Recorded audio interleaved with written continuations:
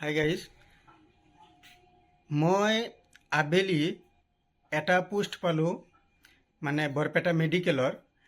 ইয়াতে লিখা আছে BMCH বৰপেটা, মানে বৰপেটা মেডিকেল কলেজ হস্পিটেল।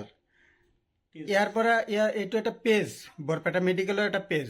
ইয়াতে লিখিছে সিহঁতে, মানে এইকেইদিনতো আমি যিবোৰ ভিডিঅ' ঢালিছোঁ, হস্পিটেলৰ পৰা যিবোৰ ভিডিঅ' ঢালিছোঁ, ইয়াতে সিহঁতে মানে আমাক মিছা বুলি ইয়াতে লিখিছে। আমি মানে আমি মিছাকৈ সিহঁতক প্ৰব্লেম কৰিছোঁ।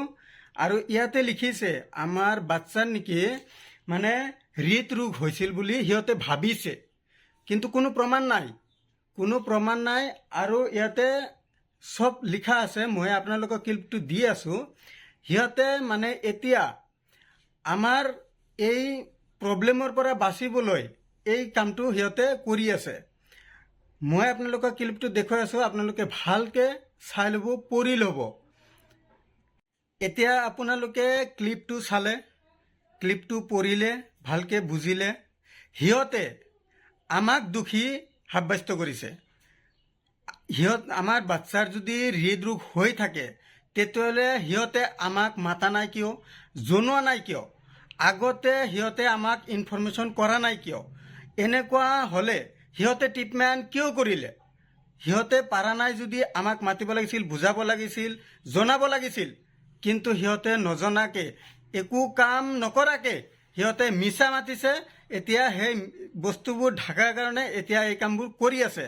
এতিয়া মোক যেতিয়া জনালে যে বাচ্চাটো আপোনালোকে চাই যাওক, তেতিয়ালৈকে বাচ্চা অলৰেডি ডেড। সিহঁতে মিছা মাতি এতিয়া এইবোৰ বস্তু ঢাকিবলৈ চেষ্টা কৰি আছে। আমি এনেকুৱা চেষ্টা কৰিবলৈ নিদিওঁ বুলি কৈছোঁ। এনেকুৱা মিছা মাতিলে নহ'ব। লাখ লাখ বাচ্চাৰ জীৱনৰ কথা আছে ইয়াতে। মই এইখিনিত কৈ থলোঁ, পিছলৈকে আৰু আহিব।